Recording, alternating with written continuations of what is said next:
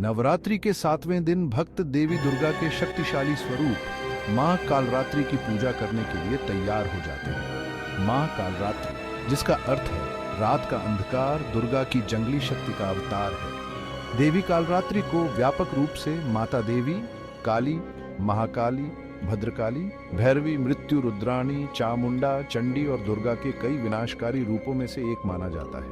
रौद्री, धूम्रवर्णा कालरात्रि मां के अन्य कम प्रसिद्ध नामों में है। यह ध्यान रखना जरूरी है कि मां काली और कालरात्रि का उपयोग एक दूसरे के परिपूरक है। हालांकि इन दो देवियों को कुछ लोगों द्वारा अलग अलग सत्ताओं के रूप में माना गया है। डेविड किंसले के मुताबिक कालानुक्रमिक रूप से कालरात्रि महाभारत में वर्णित लगभग 3200 ईसा पूर्व वर्तमान काली का ही वर्णन है। माना जाता है कि देवी के इस रूप में सभी राक्षस, भूत, प्रेत, पिशाच और नकारात्मक ऊर्जाओं का नाश होता है जो उनके आगमन से पलायन करते हैं। शिल्प प्रकाश में संदर्भित एक प्राचीन तांत्रिक पाठ सौदिकागम देवी कालरात्रि का वर्णन रात्रि के नियंत्रण रूप में किया गया है। नवरात्रि के 7वें दिन देवी के एक भयानक और विस्मयकारी रूप मां कालरात्रि की पूजा की जाती है। कालरात्रि नाम काल का मिश्रण है, जिसका अर्थ है समय या मृत्यु, और रात्रि का अर्थ है रात या अंधकार या अज्ञान। इस प्रकार कालरात्रि उस शक्ति का प्रतीक है जो अंधकार को समाप्त करती है, जो प्रकाश और ज्ञान के उद्भव का प्रतीक है। उन्हें आमतौर पर काली भी कहा जाता है, जो उनके दुर्जय स्वभाव पर जोर देता है। श्लोक एक वेणु जपाकर्ण पूरा नग्न खरास्थिता लंबोष्ठी कर्णिकाकर्णी तैलाभ्यक्त शरीरिणी वामपादोलसल्लोहलता कंटक भूषणा वर्धन मूर्धध्वजा कृष्णा कालरात्रि भयंकरी। इनके शरीर का रंग घने अंधकार की तरह एकदम काला है। सिर के बाल बिखरे हुए हैं। गले में विद्युत की तरह चमकने वाली माला है। इनके 3 नेत्र हैं। ये तीनों नेत्र ब्रह्मांड के सदृश गोल हैं। इनसे विद्युत के समान चमकीली किरणें निःसृत होती रहती हैं।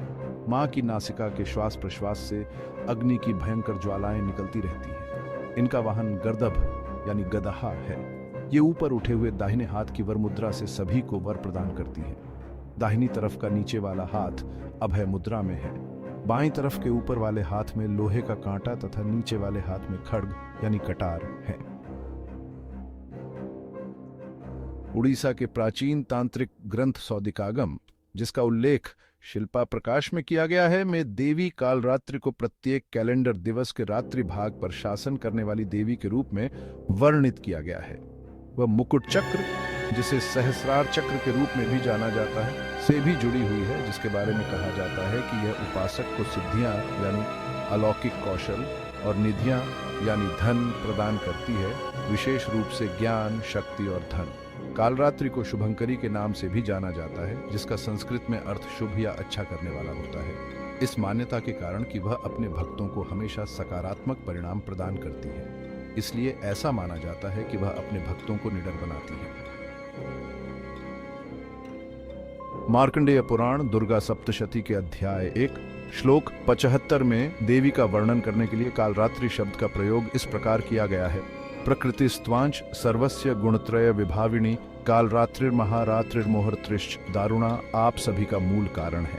तीनों गुणों यानी सत्व, रजस और तम को बल में लाने वाली आप आवधिक प्रलय की अंधकारमय शक्ति हैं। आप अंतिम प्रलय की महान रात्रि और मोह की भयानक रात्रि हैं।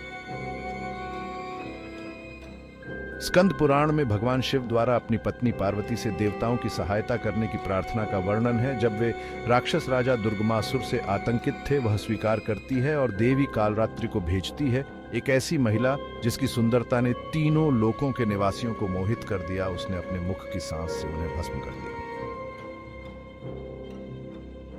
देवी भागवत पुराण के अनुसार देवी अंबिका, जिसे कौशिकी और चंडिका के नाम से भी जाना जाता है, कि पार्वती के शरीर से प्रकट होने के बाद पार्वती की त्वचा अत्यंत काली हो जाती है, लगभग काले बादलों की तरह।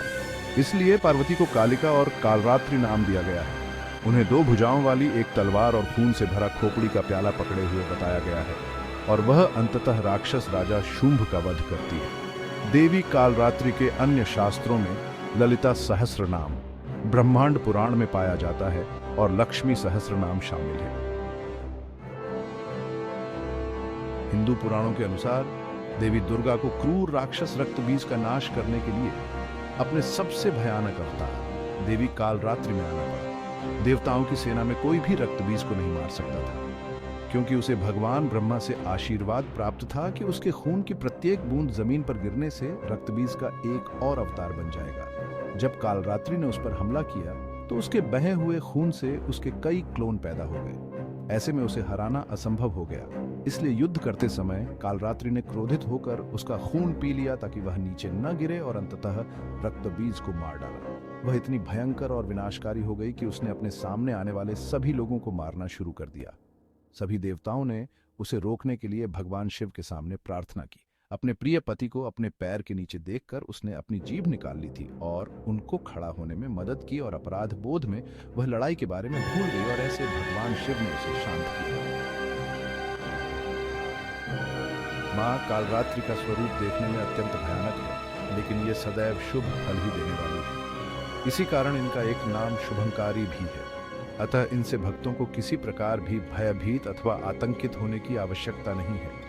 मां कालरात्रि दुष्टों का विनाश करने वाली है। दानव, दैत्य, राक्षस, भूत, प्रेत आदि इनके स्मरण मात्र से ही भयभीत होकर भाग जाते हैं। ये ग्रह बाधाओं को भी दूर करने वाली है। इनके उपासकों को अग्नि भय, जल भय, जंतु भय, शत्रु भय, रात्रि भय आदि कभी नहीं होते। इनकी कृपा से वह सर्वथा भयमुक्त हो जाता है। मां कालरात्रि के स्वरूप विग्रह को अपने हृदय में अवस्थित करके मनुष्य को एक निष्ठ भाव से उपासना करनी चाहिए। यम नियम संयम का उसे पूर्ण पालन करना चाहिए। मन वचन काया की पवित्रता रखनी चाहिए। वे शुभंकारी देवी हैं। उनकी उपासना से होने वाले शुभों की गणना नहीं की जा सकती। हमें निरंतर उनका स्मरण, ध्यान और पूजा करना चाहिए। उन्हें शुभंकरी, जो अच्छा करती हैं, के रूप में भी जाना जाता है। कालरात्रि मां शनि को नियंत्रित करती हैं और इसलिए शनि दोष से पीड़ित लोग प्रतिकूल प्रभावों को नकारने के लिए उनकी पूजा करते हैं। नवरात्रि की सप्तमी के दिन मां कालरात्रि की आराधना का विधान है। इनकी पूजा अर्चना करने से सभी पापों से मुक्ति मिलती है, व दुश्मनों का नाश होता है, तेज बढ़ता है। प्रत्येक सर्वसाधारण के लिए आराधना योग्य यह श्लोक सरल और स्पष्ट है। मां कालरात्रि की पूजा में शाम के समय विशेष अनुष्ठान शामिल होते हैं, जिनका एक अलग ही महत्व है। पूजा के दौरान मां कालरात्रि को लाल कंबल पर बिठाया जाता है, जो उनके उग्र लेकिन दयालु स्वभाव का प्रतीक है। पवित्र स्थान को गंगा जल से पवित्र किया जाता है और घी के दीपक की कोमल रोशनी में परिवार के सदस्य भजन और स्तोत्र गाते हैं। भक्त रोली, अक्षत और चंदन, सुगंधित रातरानी के फूल और गुड़ चढ़ाते हैं। इसके बाद मंत्रोच्चार और भजन के साथ कपूर या दीपक जलाकर आरती की जाती है। दुर्गा चालीसा या दुर्गा सप्तशती का पाठ और मां दुर्गा के मंत्रों का जाप आध्यात्मिक अनुभव को गहरा करता है। मंत्रोच्चार के लिए लाल चंदन या रुद्राक्ष की माला का उपयोग किया जाता है।